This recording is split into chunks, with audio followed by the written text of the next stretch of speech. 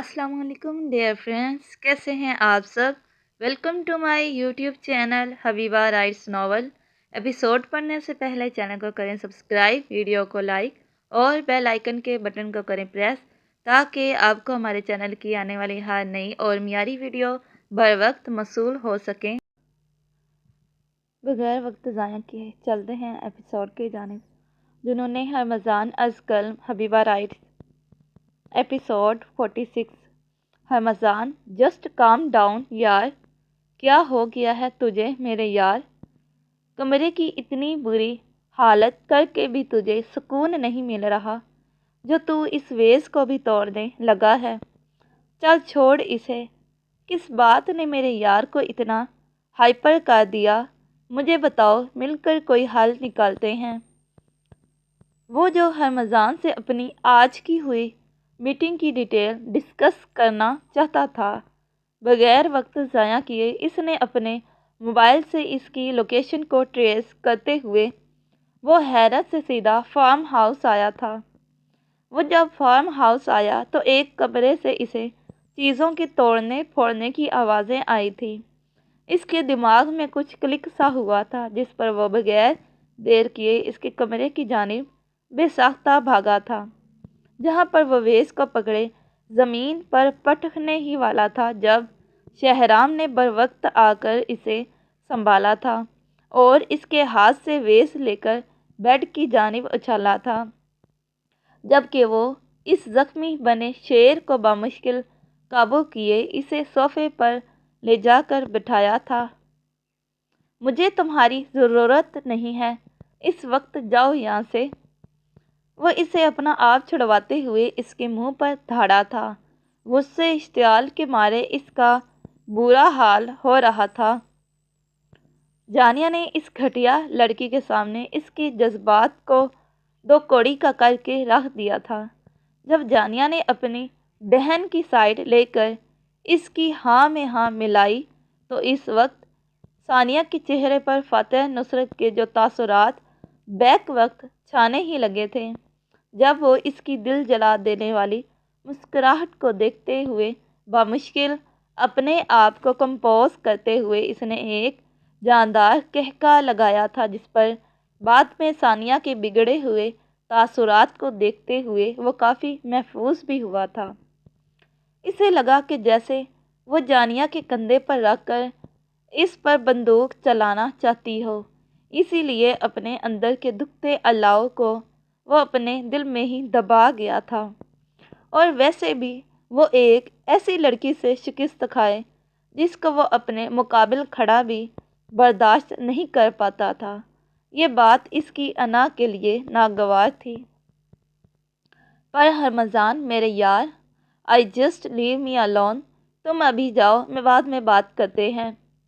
इसने अपनी सोचों के महवर से निकलते हुए सोफे की पोस्ट से टेक लगाए अपने अंदर उमड़ रहे इश्ताल पर बामुश्किल काबू पाते हुए इसे यहाँ से जाने का हुक्म दिया था।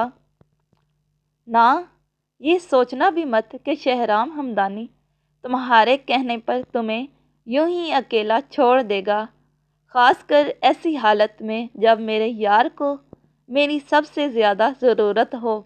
इम्पॉसिबल। Go to hell. वो हलक के बल चिल्लाया था।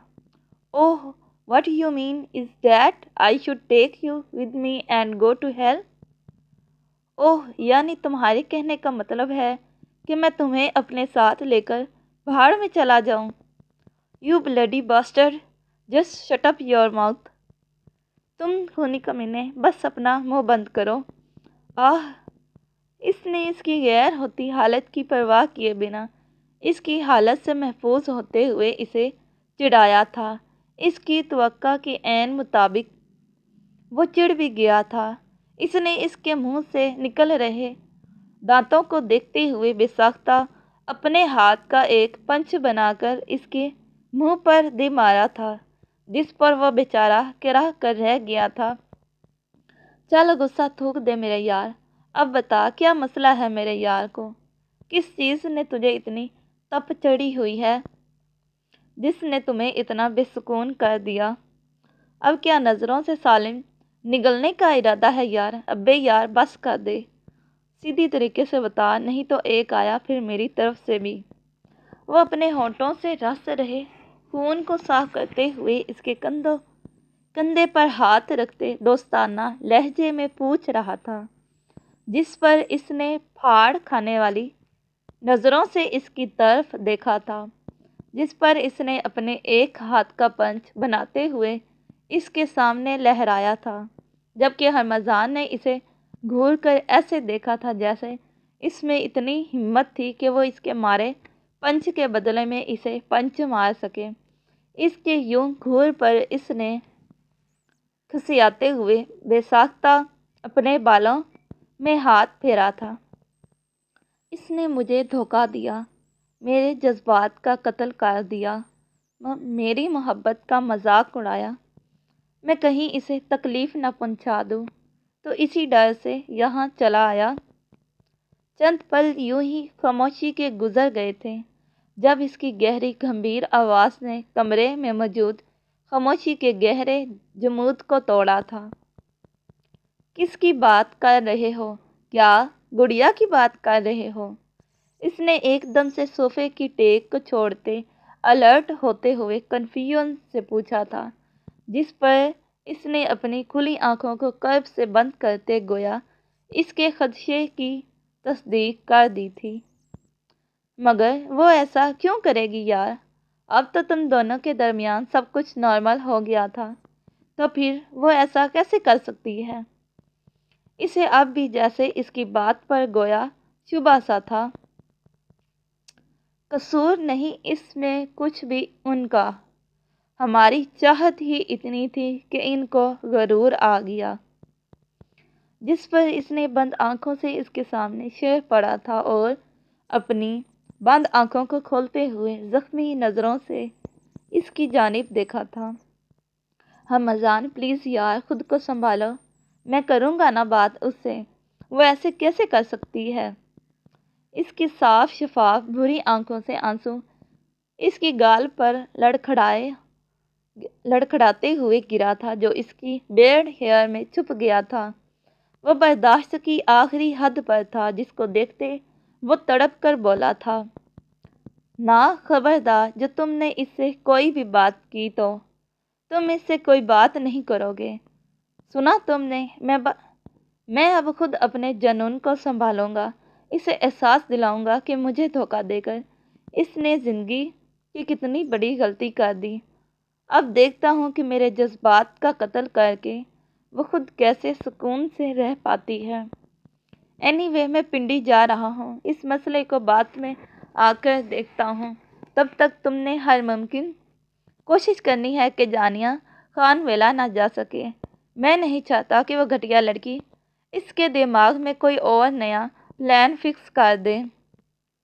شہرام کی بات سنتے وہ بفرتے ہوئے اس پر چلایا تھا، کیونکہ اس کے بقول یہ تو اس کا اور اس کے جنون کا معاملہ تھا۔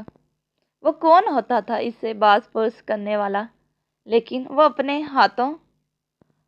ہاتھ کے انگوٹھے سے اپنی آنکھوں کے کونے سے بہہ رہی آنسوں کی لکیر کو بری طرح سے مسلتے ہوئے اٹھ کھڑا ہوا تھا اور اسے ضروری ہدایات دیتے ہوئے وہاں سے لمبے لمبے ڈگ بھرتا چلا گیا تھا، جبکہ شہرام نے کمرے کی ابتر ہو رہی حالت پر اپنی ایک افسوس بھری نگاہ ڈالتا اس کے پیچھے چلا گیا تھا۔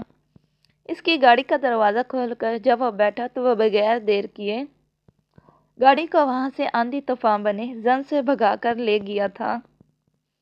ثانیہ بیٹا کھانا لگاؤں کیا آپ کے لیے؟ جی مما، آپ ڈنر ٹیبل سیٹ کریں، میں ابھی فریش ہو کر آئی۔ وہ جو مسرور سی اپنی جیت کے نشے میں مدھم سی دھن میں کچھ گنگناتے ہوئے مرر کے سامنے کھڑی ہیئر برش کر رہی تھی، جب اپنی مما کے کہنے پر اس نے خوشی سے انہیں کھانا لگانے کے لیے کہا تھا۔ اوہ سویٹی، ایم سو سوری، اس کم بخت ہرمزان کی وجہ سے تمہیں کتنا کچھ سہنا پڑ رہا ہے، پر کوئی بات نہیں سویٹی، چند دنوں کی ہی تو بات ہے، زیادہ دیر تک میں تمہیں اس کی قید میں رہنے نہیں دوں گی، اور ویسے بھی آج جو میں کر کے آئی ہوں نا، کہیں نہ کہیں ہرمزان کے دل میں بھی توڑ پھوڑ ضرور ہوئی ہوگی۔ آخر کتنی صفائی سے میں نے اس کے جذبات کا مذاق اڑا کر رکھ دیا۔ یہ اور بات ہے کہ وہ اپنے جذبات کو چھپانے کا ہنر رکھتا ہے۔ ہرمزان، میں بہت جلد اپنی بہن کو تم سے چھین لوں گی۔ You just wait and watch. Maliha Begum کے جانے کے بعد وہ ڈریسنگ ٹیبل کے پاس کھڑی اس کے شفاف آئینے میں اپنے بالوں کو سنوارتے ہوئے خود سے ہم کلام ہوئی تھی۔ اس وقت وہ کوئی عام سی نارمل لڑکی نہیں لگ رہی تھی، بلکہ کوئی نیم پاگل سی جنونی لڑکی لگ رہی تھی جو اپنی ہار کو برداشت نہ کر پاتے ہوئے ہر چیز تباہ کرنے کے در پہ ہو رہی تھی۔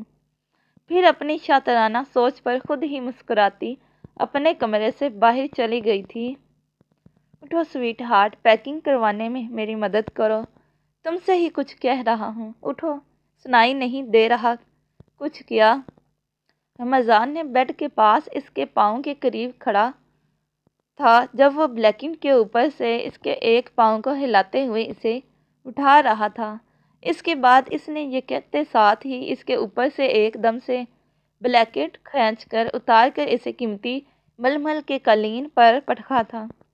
رمضان، یہ کیا طریقہ تھا مجھے اٹھانے کا؟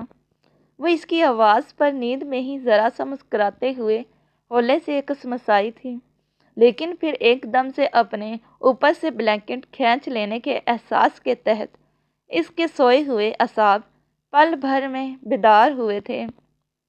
اس نے اپنی آنکھیں کھول کر دیکھا تو ہرمزان کو یوں اپنے سامنے سر پر آندھی طوفان بنے دیکھ کر وہ تلملا کر غصے سے اس سے پوچھ رہی تھی، اٹھو، پیکنگ کرواؤ میری۔ بغیر اس کی بات کا جواب دیے اس نے اپنا مدعا بیان کیا تھا، مجھے نیند آ رہی ہے، میں سو رہی ہوں۔ تو تم پیکنگ میں میری مدد نہیں کرواؤ گی نا؟ تو پھر ٹھیک ہے، نتائج بھگتنے کے لیے تیار ہو جاؤ۔ وہ اس کی بات کو سنتے ہوئے تڑک کر بولی تھی اور بیڈ سے اتر کر بلینکٹ اٹھانے ہی والی تھی جب ایک سیکنڈ کی بھی دیری کیے بنا ہرمزان نے اس کے پاس آ کر اس کے ہاتھوں سے بلینکٹ کو لے کر اس کی پہنچ سے دور کرتے ہوئے تحمل سے اپنی بات دہرائی تھی۔ ہرمزان، میرے بال چھوڑو، مجھے کیا مسئلہ ہے تمہیں؟ میں تمہاری ملازمہ نہیں ہوں جو تمہارے کام کروں۔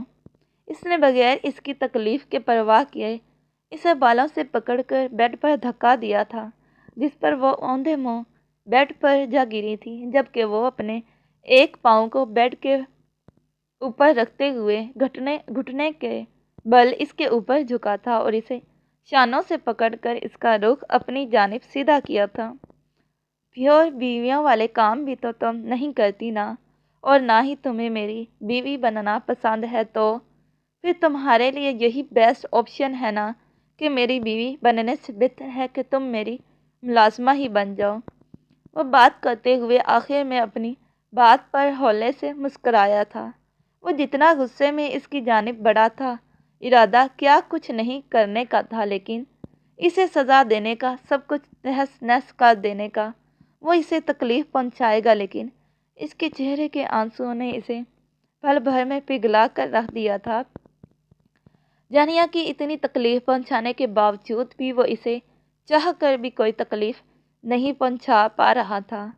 شاید اسے ہی کہتے ہیں سچی محبت، جو اپنے محبوب کی لاکھ غلطیوں کے باوجود بھی وہ اسے ایک کانٹے برابر بھی تکلیف پہنچانے کا روادار نہیں ہو پاتا، بلکہ اسی حالت میں بھی وہ اپنے محبوب کی تکلیف کا ہی سوچے گا کہ کہیں اس کی ذرا سی سختی کی وجہ سے اس کی جان عزیز پیاری کانچ کے جیسے نازک سی شے ٹوٹ کر بکھر ہی نہ جائے۔ رمضان بھی اسے کسی گلاب کی نازک پتیوں کی طرح ہی پیش آ رہا تھا۔ وہ اس کے اوپر سختی کرنا چاہتا تھا، لیکن وہ چاہ کر بھی نہیں کر پا رہا تھا، لیکن اس کا یہ دل اس کو ابھی بھی مزید ڈھیل دینے سے انکاری تھا، اسی لیے وہ اسے کسی سرد گرم موسم کی طرح اس کے ساتھ اپنا سلوک رواں رکھ رہا تھا۔ تمہارے پاس دو آپشن ہیں سویٹ ہارٹ، یا تو تم اپنی اس دل فریب قربت کی بارش میں مجھے بھگو دو، یا پھر تم چپ چاپ اٹھ کر میری پیکنگ کرنے میں مدد کرواؤ۔ وہ اس کے گال کو اپنی شہادت کی انگلی سے ٹچ کرتے ہوئے خمار آلود انداز میں کہتے اسے وارن کر رہا تھا، مم میں پیکنگ کروا رہی ہوں، ہٹو سامنے سے۔ اس سے پہلے کہ وہ اس کے اوپر جھکتا، وہ فوراً سے پیشتر لڑکھڑاتے ہوئے اس کی بات مانتے ہوئے بولی تھی، گڈ گرل، چلو جاؤ یہ بیگ اٹھاؤ اور پیک کرو، تب تک میں تھوڑا سا آرام کر لوں۔ تمہارے دھوکے نے آج تو مجھے تھکا ہی دیا، جب پیکنگ مکمل کر لو تو سویٹ ہارٹ تب مجھے جگا دینا، وہ اس کے پہلو میں لیٹتے ہوئے کہہ رہا تھا جب وہ پیر پٹکتے ہوئے وہاں سے اٹھ کر چلی گئی تھی۔ وہ جہاں پر جا رہا تھا وہاں اس کی ضرورت کا تمام سامان موجود تھا، اس نے بس اپنا لیپ ٹاپ اور چند ضروری کاغذات اور فائل کو ہی اٹھا کر جانا تھا یہاں سے، لیکن اس کے باوجود اس نے جانیہ کو اٹھایا، کیونکہ وہ جب روم میں آیا تو اسے سکون سے خواب خرگوش کے مزے لیتے ہوئے دیکھ وہ اندر سے جل بھن گیا تھا۔ وہ اس کی نیندیں حرام کرنے کے بعد خود کیسے سکون سے سو سکتی تھی، اسی لیے تو اس نے اس کی نیند کو ویسے ہی برباد کر دیا جیسے اس نے اسے دھوکہ دے کر اس کی نیند کا سکون تباہ کر کے لوٹ لیا تھا۔ رمضان، پیکنگ ہو گئی ہے تمہاری؟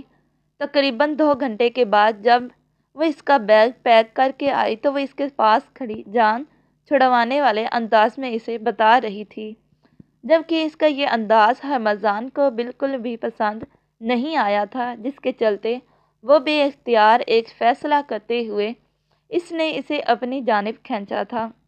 رمضان اٹھو، اس نے اس کے کندھے سے پکڑ کر اسے ہلایا تھا، مگر وہ تو ٹس سے مس نہ ہوا تھا۔ پیکنگ تو کر لی سب، اب ذرا میری تھکن بھی اتار دو۔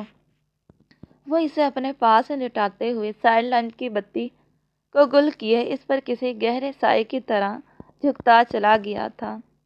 تو پیارے ریڈر، یہ رہی آج کی ایپیسوڈ۔ امید ہے آج کی ایپیسوڈ آپ لوگوں کو بے حد پسند آئی ہوگی۔ پھر ملتے ہیں نیکسٹ ایپیسوڈ پر، تب تک کے لیے خدا حافظ، bye bye and take care.